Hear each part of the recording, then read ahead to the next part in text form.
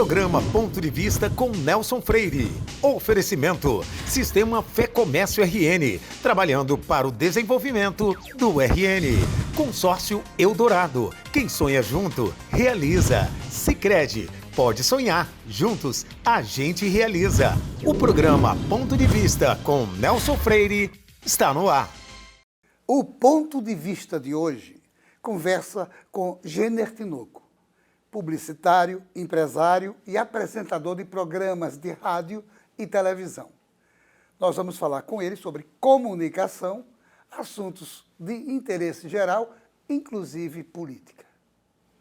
Meu amigo Jenner, mais uma vez estamos juntos.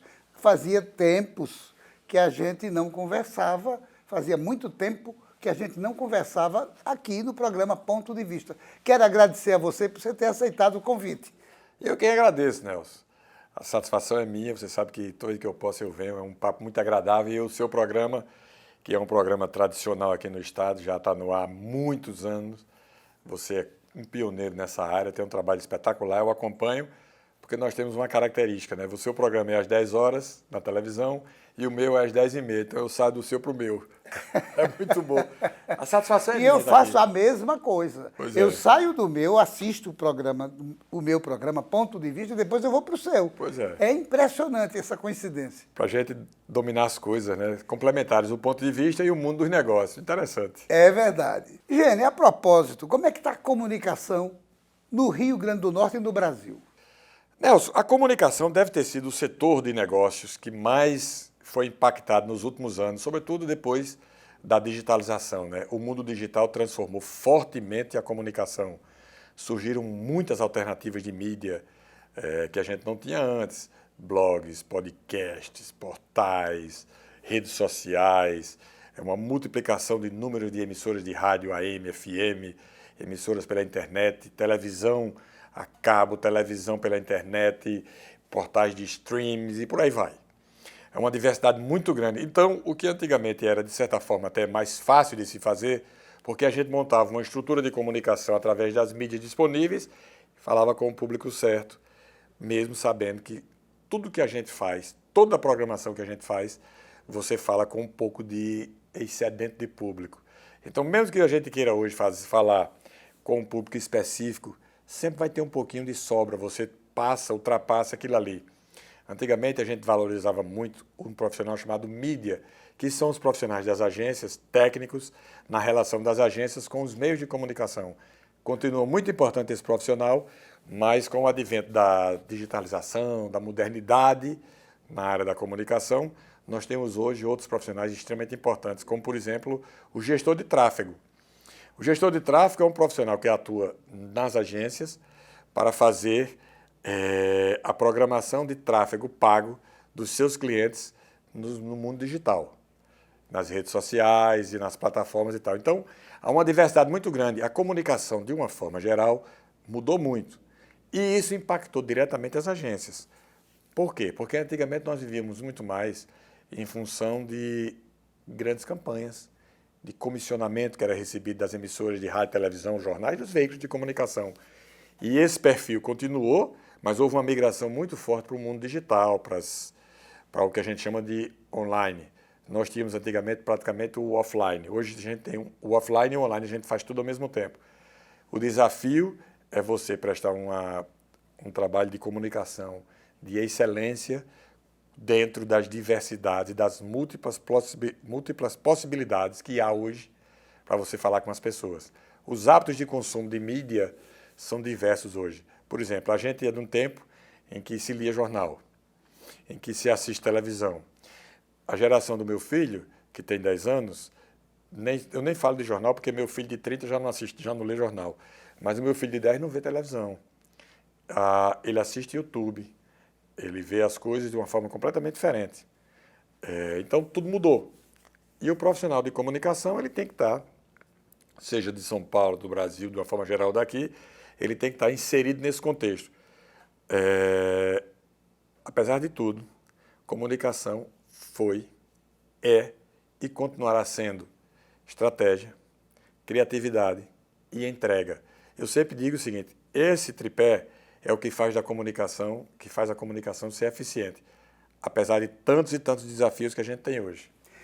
A propósito, o que é que você pode dizer sobre a inteligência artificial, que está graçando no mundo todo e trazendo muitas repercussões, ora positivas, ora negativas? A gente já convive com a inteligência artificial, Nelson, há muito tempo e nem percebe. Por exemplo, quando a gente vem num carro e aí o seu carro está aqui, você entra numa região escura, ele sozinho acende os faróis. Ou seja, isso é inteligência artificial. Ele detectou que está escuro e acende os faróis. Qual é o drama da inteligência artificial hoje? É a evolução. A gente está correndo um risco muito grande com a questão, por exemplo, política. Por quê? Porque através da inteligência artificial hoje é possível a gente pegar uma imagem de Nelson Freire e botar Nelson Freire fazendo um discurso que ele não fez. Então, se Nelson pensa a favor de uma determinada coisa, vamos supor, você é a favor de uma economia de mercado forte. Aí o cara pega você e põe um discurso de você defendendo uma estatização. E vai é divulgado, vai ser apresentado como sendo você que disse aquele texto que você não disse. Esse é o grande drama e essa é a grande preocupação que a gente tem, todos têm, com relação às campanhas políticas e eleitorais que estão se avizinhando. Que estão se avizinhando. E o que é que se pode fazer para evitar esse tipo de problema? Primeiro, vai ter que ser proibido o uso da inteligência artificial nas campanhas. Houve uma decisão, essa semana agora, do TSE, já nessa linha. Depois, e aí na minha forma errada, na minha forma de ver, eu acho que está errado, o TSE estabeleceu como uma atribuição das plataformas digitais a aceitação ou não de material de inteligência artificial. Ou seja, é quase que uma liberação para que as plataformas digam eu quero isso, eu aceito isso, e façam uma espécie de censura. Eu sou radicalmente contra. Eu não acho que a gente tem que regular e regulamentar as redes sociais. A gente tem que estabelecer a disciplina para o uso da inteligência artificial, na minha opinião, em política devia ser proibido, porque você não tem como disciplinar, Nelson. Você imagine, você disciplina, aí o sujeito vai da própria campanha, ele faz um vídeo atacando a ele e ele apresenta ao mercado, às escondidas, como tendo sido feito pelo adversário dele.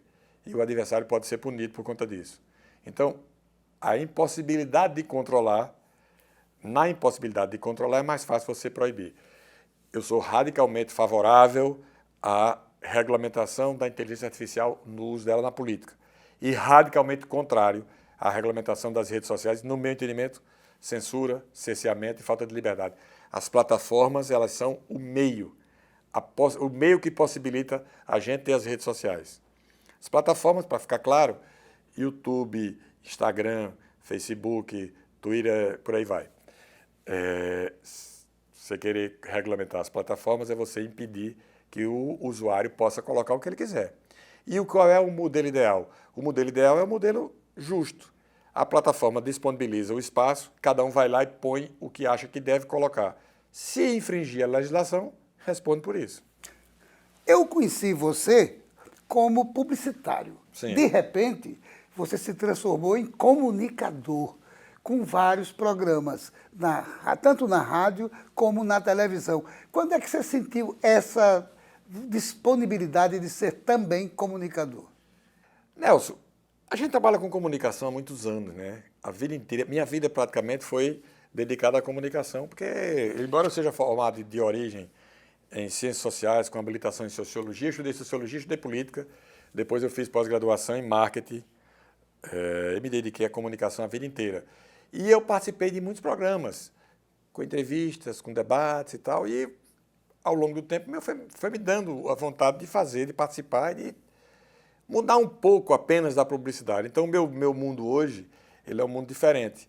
Eu tenho atribuições na rádio, por exemplo, diariamente, até às 10 da manhã, e publicidade e depois das 10. Qual é a rádio? A Rádio CBN Natal. Qual é o foco do seu programa na televisão? O foco do nosso programa chama-se Mundo dos Negócios, é em mostrar para o norte rio-grandense as empresas daqui do estado, as empresas que se estabeleceram, que viraram case de sucesso, e também para estimular a possibilidade das pessoas construírem um futuro diferente para si e para a sua família através do empreendedorismo. Esse programa foi feito como um desafio. Eu fui chamado pelo ex-senador José Agripino ele me chamou lá e disse: ô Gêner, eu queria que você criasse um programa para a gente valorizar as empresas aqui do Estado, para mostrar as empresas e as iniciativas de sucesso aqui do Estado. E aí nós criamos o Mundo dos Negócios, foi em 2019 isso. 2019. Foi. Nós ficamos uma época fora, na época da pandemia, e depois nós voltamos e é muito interessante, Nelson, porque a gente conta experiências de pessoas que saíram do nada, que construíram um patrimônio gigantesco, que ficaram ricas, que empreenderam, que construíram um futuro para si, para sua família, extremamente confortável, com uma condição completamente diferente. Nós temos um ambiente muito propício para empreender, sob o ponto de vista da criatividade nossa do norte rio-grandense, do brasileiro, mas extremamente inóspito sob o ponto de vista do Estado, do aparelho estatal. Por quê? Porque há discriminação com a empresa, dificuldade de autorizações, custos, excesso de tributação, uma série de coisas. Mas a nossa capacidade empreendedora, e você saber o que é isso, porque se há uma família empreendedora aqui, é a família Pinto Freire, desde o senador Gessé Freire, seu pai Zé Pinto, passando por você, por Sérgio, pelos meninos, os filhos dele, é uma família empreendedora. E a gente acompanha aqui que quem faz a diferença são aqueles que empreendem. Não há nenhum exemplo no mundo de país que superou a miséria, que superou a pobreza, abrindo mão do empreendedorismo, abrindo mão do mercado forte e da presença forte de empresas. Da China à Rússia, dos Estados Unidos à Alemanha, passando pelo berço que é a Inglaterra. Agora, o que está me chamando a atenção é esse livro que está aqui na frente. Ah, sim. O que é isso? Que livro é esse? Nelson, esse livro é muito interessante, chama Impulsionadores de Carreira. Esse livro foi coordenado, a editoração dele foi coordenada por Adriana Cavalcante, que é uma especialista nossa em recolocação profissional, em recursos humanos, em carreira, e ela coordenou esse livro a partir lá de São Paulo, com essa editora Literary Books. Esse livro tem 33 coautores, sempre nessa linha de impulsionar carreiras, e eu sou um dos coautores aqui. Eu escrevi um capítulo aqui, um texto que diz o seguinte: a comunicação para gerar sucesso profissional.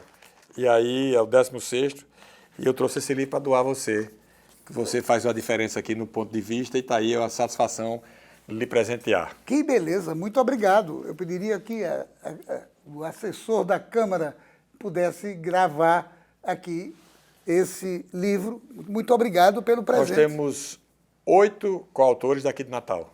8? Coautores que aqui. Beleza. Interessante. Bem, são muito bons os textos. Vale Então a pena você vai ler. continuar também escrevendo. Já falaram que estão prevendo a 2ª edição. Eu tenho vontade de escrever umas coisas, sabe, Nelson, daqui. Eu estou arrumando as ideias. Eu até pensei, as experiências que nós temos aqui no programa lá, Mundo dos Negócios, estimula a contar as histórias e os casos de sucesso, os cases que a gente chama. Tem coisas surpreendentes, você não tem noção. É verdade, é verdade. A superação é uma palavra-chave. Mas vamos aguardar um pouquinho, que está terminando o primeiro bloco, daqui a pouco a gente entra no segundo. Tá ótimo. Não saia daí, voltamos em instantes para o nosso segundo bloco. Programa Ponto de Vista, com Nelson Freire.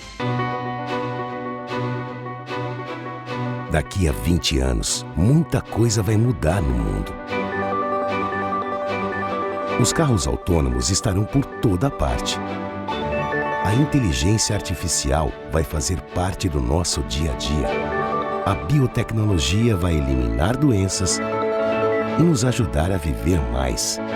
As relações vão ficar mais próximas ou mais distantes.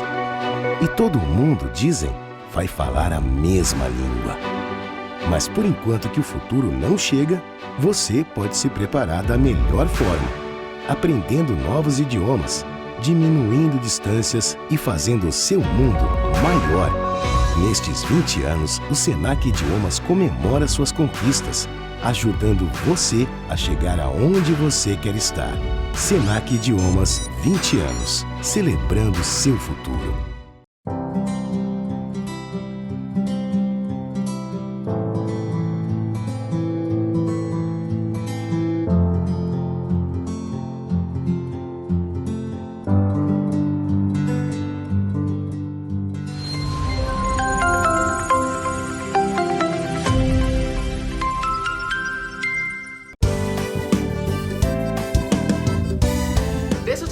contar, quem não gosta de ter segurança financeira, poder fazer planos ou ver a sua empresa dar certo?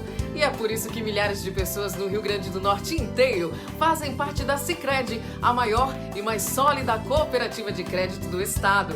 Hoje a Sicredi está em todas as regiões. Já são 8 agências apoiando empresas, melhorando a vida das pessoas e impulsionando a economia local. E é assim que a Sicredi abraça o Rio Grande do Norte. Que tal estar dentro desse abraço também?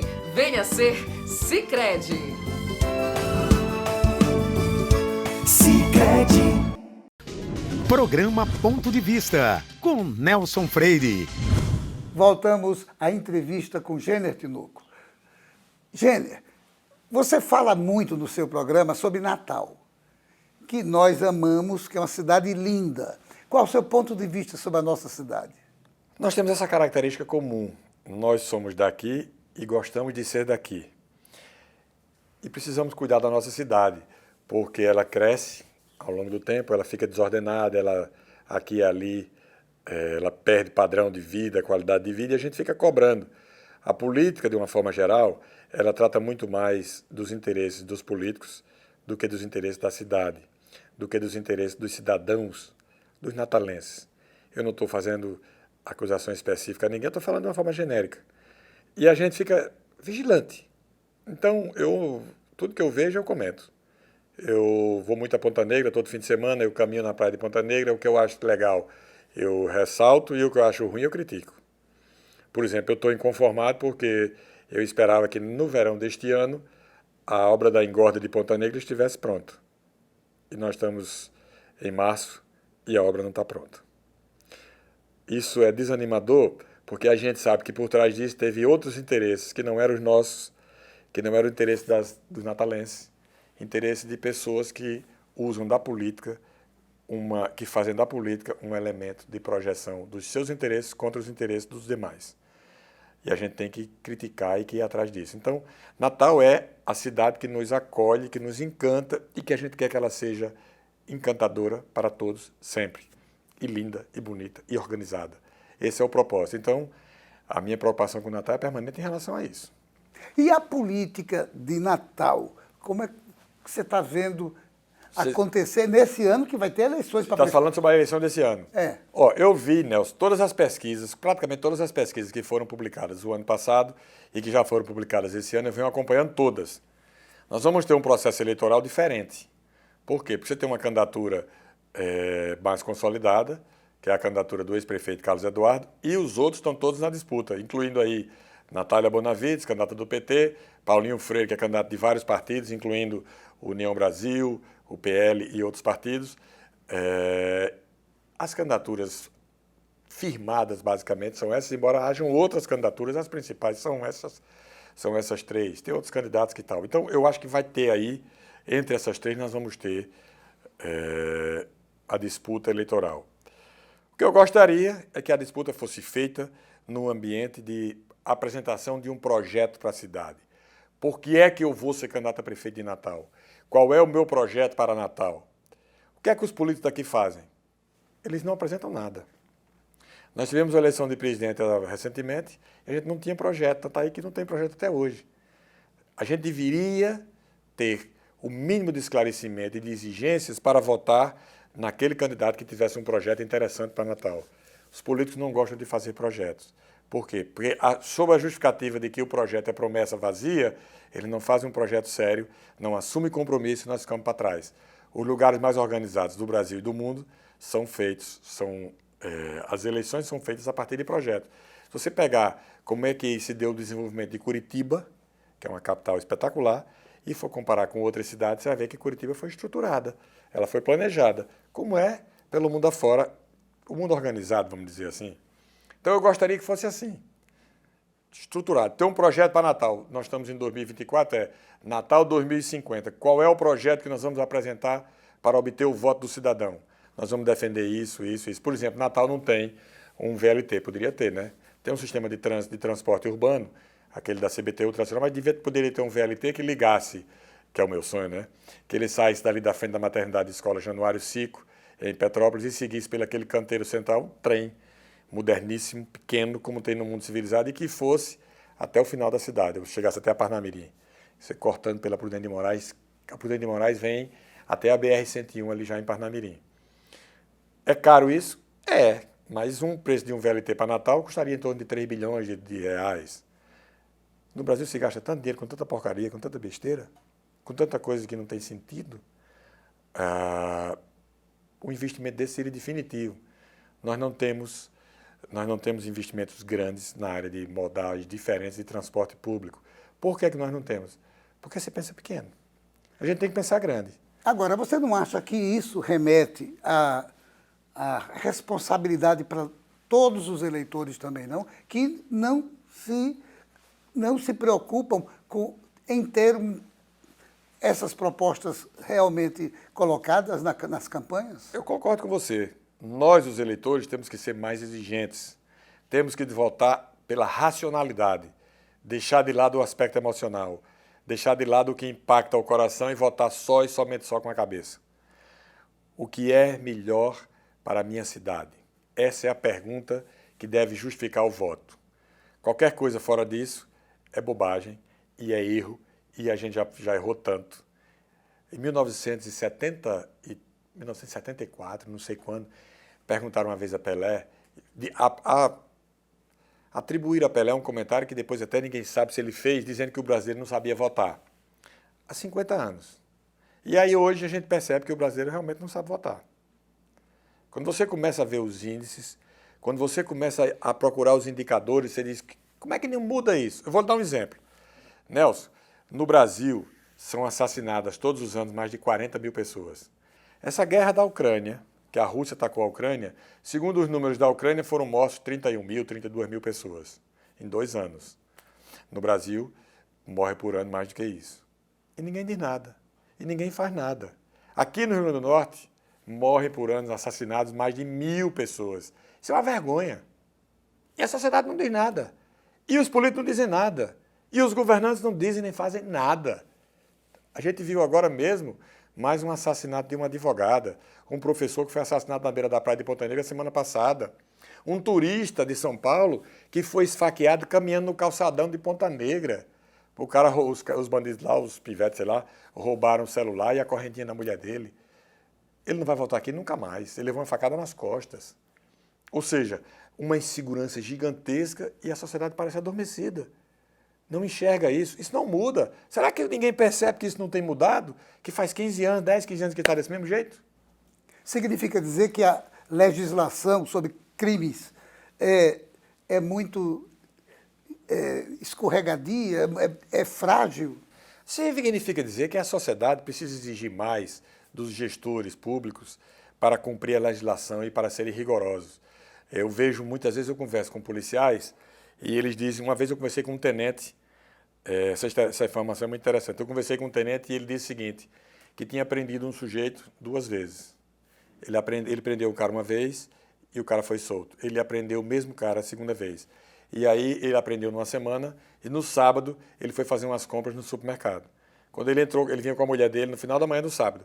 Quando ele entrou numa gonda, deu de frente com o cara, que ele havia prendido o cara 2 vezes.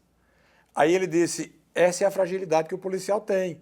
Por quê? Porque o sistema que mantém preso não é o mesmo sistema que prende. A polícia prende e muitas vezes a justiça solta, uma interpretação, então não sei o quê. Eu não estou entrando no mérito se está certo ou se está errado. O fato relevante é o seguinte, nós estamos numa sociedade que ela passa o pano, que ela aceita, que ela não cobra a mudança forte, ela não cobra a realização de atitudes duradouras, efetivas, tanto na melhoria da qualidade de vida, na conservação das cidades, como na manutenção das coisas que precisam ser mantidas de forma rígida. O que é que você acha da política no Rio Grande do Norte? A gente falou sobre Natal, você deu uma pincelada no Brasil agora. O que é que você acha, como é que está sendo feita a política do Rio Grande do Norte e no Brasil? Quando eu olho para a política daqui, e aí eu me lembro que nós tínhamos no Senado Federal Fernando Bezerra, José Agripino Maia, Geraldo Melo. Lá atrás nós tivemos o senador Jessé Freire, seu tio, o ex-senador Dinato Mariz, que era outro grande senador daqui. Nós tivemos, historicamente, uma representação política. Nós tivemos Djalma Marinho, grande senador, o ex-deputado Ney Lopes, eu não quero ser injusto e me esquecer de outras pessoas, figuras expressivas daqui. E o que é que nós temos ao longo do tempo? Bancadas que representam muito mais a política pela política, sem ousadia, sem proposta diferenciada, sem querer fazer nada que seja diferente. A reprodução das eleições e das reeleições através de um modelo implantado e somente só a partir de emendas parlamentares, o que é que faz? Faz com que a gente tenha um parlamento que vai se renovar permanentemente e que impeça a chegada de novos parlamentares, de novos políticos, de cabeças pensantes novas. Esse modelo, na minha opinião, é um modelo que está completamente errado. Você é a favor de emendas parlamentares? Eu sou, em números limitados e específicos. Mas o que nós temos hoje é uma proliferação de emendas que transforma quem lá está como cidadão cativo das diversas reeleições que vierem pela frente. Precisa mudar. E nós, eleitores, temos que ter essa consciência de que a gente precisa mudar. E está nas nossas mãos, porque a cada eleição cabe ao eleitor definir essa fisionomia de país. Agora, o que é que você imagina que pode acontecer no Brasil depois dessas eleições deste ano? O Brasil tem surpreendido tanto a gente que tudo pode acontecer.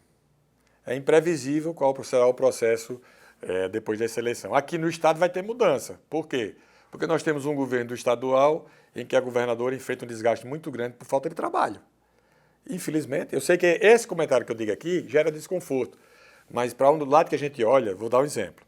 Então as estradas estão todas esburacadas como eu nunca vi ao longo da minha vida, nunca vi. Eu fui a Pipa recentemente, caí num buraco, às 8 da noite, pensei que tinha estourado a roda, foi a sorte que eu estava no carro grande, eu tinha calibrado os pneus, escapei. Mas é uma loucura, Pipa, que é o destino turístico de charme aqui do estado. Então, a gente não tem estradas, a educação de base daqui, a educação média daqui, que é do governo do estado, é reconhecida pelo IDEB a pior do Brasil. A insegurança daqui faz de Natal uma das cidades mais inseguras do Brasil. O lado que a gente vira, nós temos péssimos índices. Então, nós estamos num mundo sem caminho, sem perspectiva. O que é que nós temos que fazer? Mudar isso. Como é que pode mudar? Através desse processo eleitoral. Deverá mudar? Certamente que vai mudar em algumas cidades. Provavelmente em todas não, mas em muitas cidades vai mudar, porque a sociedade, por mais distante que esteja, por mais que não queira participar do processo, que não queira enxergar o processo, que não queira discutir o processo eleitoral, seria uma burrice gigantesca ela insistir numa experiência que está fadada a levar a gente para um buraco ainda maior. Nós estamos no fundo do poço. Poderemos piorar. Vamos pedir a Deus que não aconteça isso. É isso aí. Agora, está nas nossas mãos também isso. A gente refletir no valor do nosso voto. Gêner, lamentavelmente, o programa passa rapidinho. O diretor do programa já mostrou o relógio 3 vezes, porque esse assunto é maravilhoso. A gente está com uma conversa fantástica, bem melhor do que as anteriores que tivemos. Realmente... É porque a gente evoluiu, né? A gente evoluiu. Isso é um bom sinal. É verdade. Eu quero aproveitar e, antes de terminar o programa, agradecer a você, mais uma vez, por você ter aceitado o convite de bater esse papo comigo, com esse nosso telespectador, e dizer à nossa telespectadora: tenha um ótimo mês, até porque nós estamos entrando no mês da mulher. A mulher que é maravilhosa e merece toda a nossa homenagem. Parabéns, mulher, pelo mês de março, aonde se comemora o seu Dia Internacional da Mulher. E a você, meu amigo Gêner, mais uma vez, obrigado. Dia 7 de março, dia 8 é o Dia da Mulher. Dia 7 de março é aniversário de Dona Lídia. Minha mãe completa 8.4 com a inteligência, uma sabedoria e um carinho por todos muito grande. Então, antecipo aqui um beijo de parabéns para ela. Um abraço para Dona Lídia, em nome de todas as mulheres. Então, só me resta agradecer a sua costumeira audiência e dizer que no próximo Ponto de Vista traremos outro assunto do seu interesse. Programa Ponto de Vista com Nelson Freire. Oferecimento: Sistema Fé Comércio RN, trabalhando para o desenvolvimento do RN. Consórcio Eldorado. Quem sonha junto, realiza. Sicredi. Pode sonhar. Juntos, a gente realiza.